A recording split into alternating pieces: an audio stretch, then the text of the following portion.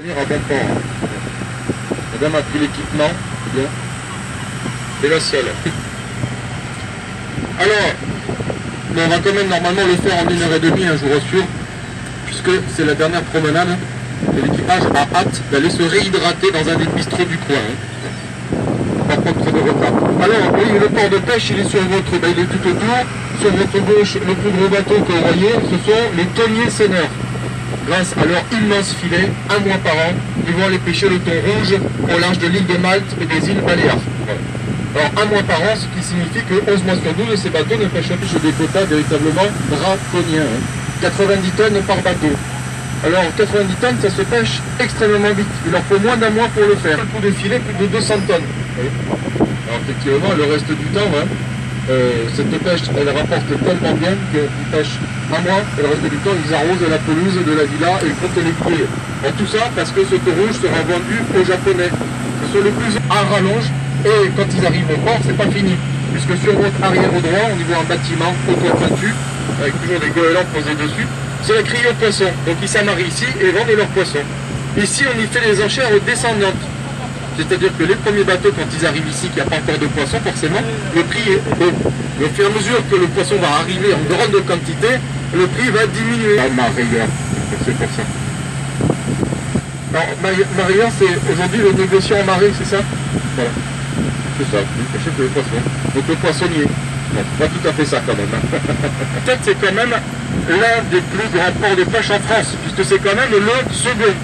C'est quand même le premier de Méditerranée. Alors savez-vous quel est le premier port de pêche en France? Alors déjà, j'ai pas des réponses de Méditerranée, donc c'est tant mieux. C'est le premier de Méditerranée. Boulogne, bravo aux marailleurs. Boulogne, comment par contre? Parce que vous êtes passé à 2 doigts d'une bouée en cas de naufrage, vous voyez, puisque la réponse n'est pas complète. C'est Boulogne le commun. Sur mer, excusez-moi d'insister, mais souvent moi doute qu'on confond beaucoup avec l'autre Boulogne, vous voyez. Boulogne et Billancourt, il n'y a pas de bateau là-bas, on est d'accord.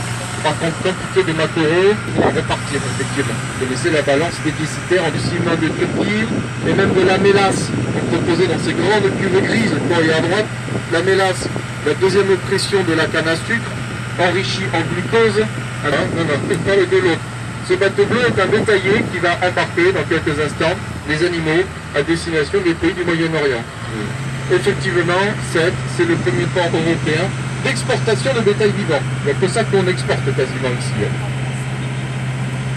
Non, vous avez compris, hein, vous, vache mouton et pas le cochon. Hein.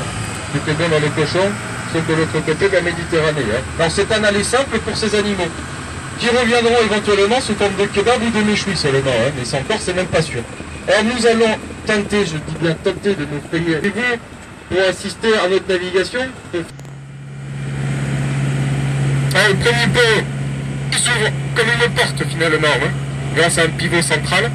Par contre l'autre, le pont du Tivoli, lui il se lève, simplement à bascule, grâce à un énorme contrepoids. Hein. On va le voir un peu plus loin, on va s'en rapprocher. Mal, à cette heure de promenade, il n'y a pas de souci, mais le reste de la journée, quand on passe sous ce pont, en général, c'est 60% d'Antoinette celui-ci.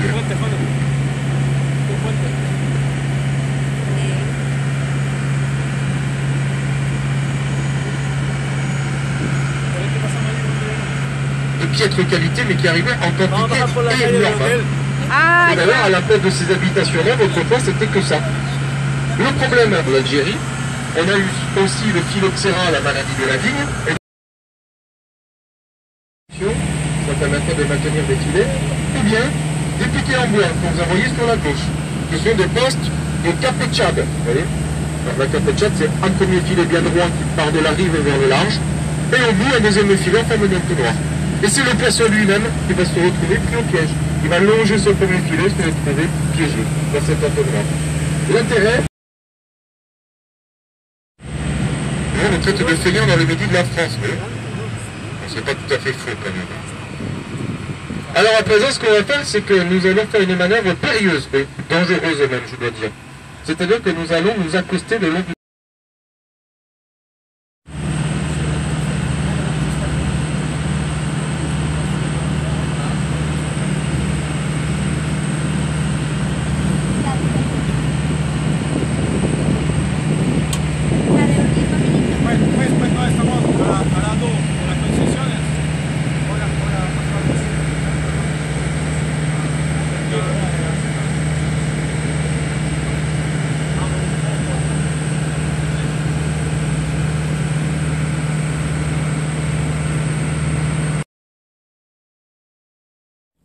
les mettre à pré-grossir dans des filets.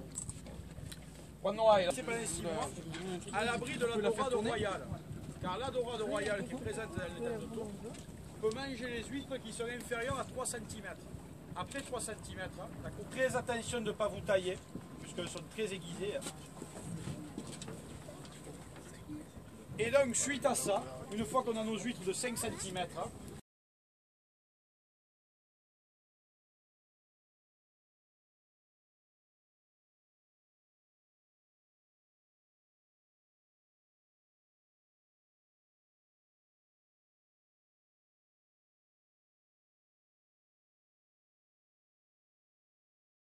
pas de prédateurs au fond, comme le bigorneau perceur ou l'étoile de mer. Ces huîtres, on les prendrait, on les sèmerait dans le fond, il n'y aurait pas de structure, hein, et on les récupérerait à la drague. Sur un flasheur est parti, c'était le Vageois qui s'est répandu à l'île de côte française.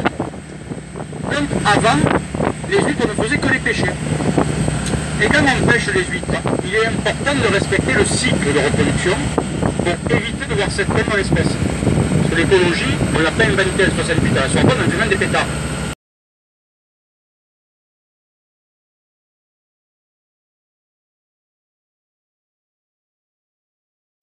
Alors, pour voir les joutes, effectivement, il y en a très souvent à 7, hein, mais le tournoi le plus important, il a eu le lundi, hein, pour ceux qui étaient là, lundi, avec